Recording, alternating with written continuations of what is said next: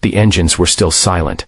The street lay unnervingly still, bathed in the pale afternoon light that stretched long shadows across the pavement. On the curb stood a young boy, small and trembling, as though the entire world had turned cold despite the sun burning above. His gray hoodie hung loose around his narrow frame, jeans frayed at the knees, fists balled tightly at his sides. In front of him crouched a man, broad, scarred, and inked with the kind of stories only the road could tell. His leather vest bore the faded emblem of the Hells Angels, patches stitched and weathered with pride. His name was Ryder Hail. Behind him stood 5 men, his brothers in arms, silent, steady, and watching the boy like they were staring at a ghost. The child's eyes welled with tears as he spoke, his voice barely a whisper. "They took my sister." The words hung heavy in the still air, splitting the quiet open. The street no longer felt safe. It felt like the start of something unstoppable. If you believe in kindness, redemption, and standing up for what's right, take a moment to like, comment, share, and subscribe to Stories of Kindness, because sometimes even the hardest hearts carry the greatest compassion. Ryder didn't answer at first. He just looked at the boy, Evan, as he'd later learn, and saw a kind of helplessness he hadn't seen in years, the kind that cuts deep. Behind him, the other bikers shifted uneasily. They'd witnessed wrecks, fights, and loss, but a crying kid on a quiet street always hit different. Ryder rose slowly, the sound of his boots pressing into the warm asphalt. He placed one large calloused hand on Evan's shoulder. "Start from the beginning," he said quietly. Through shaky breaths, Evan explained, his sister Mara, only 12, had been taken an hour ago near the park. A dark van, 2 men. His mother was at work. He'd chased them until his legs gave out, screaming her name, but no one stopped. No one helped. The police hadn't arrived. Desperate, he'd kept running until he saw the row of motorcycles gleaming in the sun, lined like soldiers ready for war. He didn't know who these men were, only that maybe, just maybe, they'd listen. By the time the boy finished, Ryder's jaw was set like stone. His brothers didn't need orders, they understood with one look. Purpose sparked behind steel eyes. Ryder turned toward them and said simply, "We ride." That was all it took. In seconds, the silence shattered. Engines roared to life, the air vibrating with thunder. Ryder lifted Evan onto the back of his bike, securing him tightly. The boy gripped his vest, heart racing. Not from fear, but from hope. They pulled out in formation, the sound echoing down the suburban street. Curtains lifted, gardeners paused. Someone whispered, "The angels are flying again."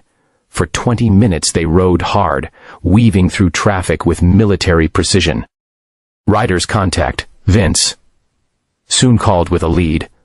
A black van speeding past Route 9 toward the old docks, the kind of place where bad things happened.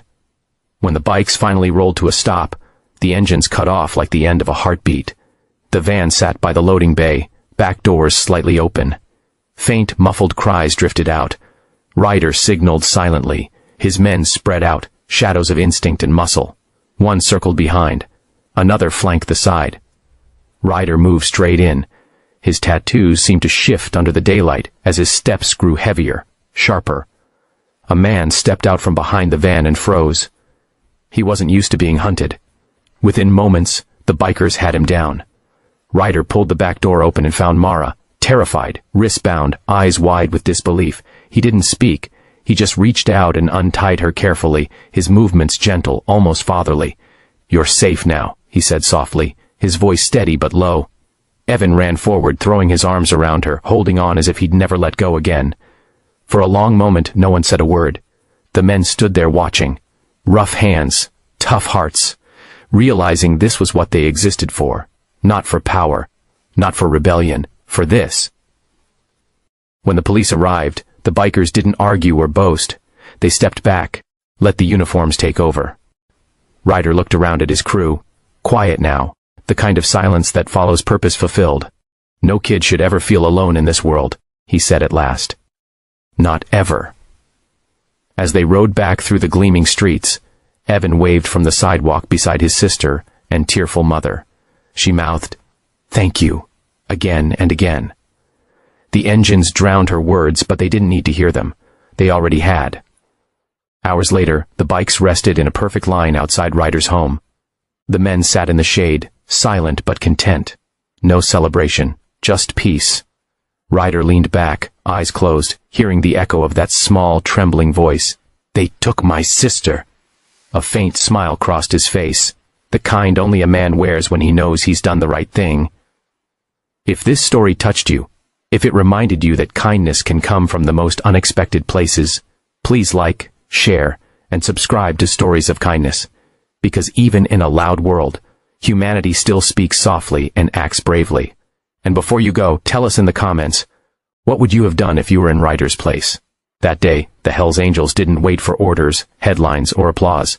They just rode, not for glory, but for a boy's whisper that reminded them who they truly were.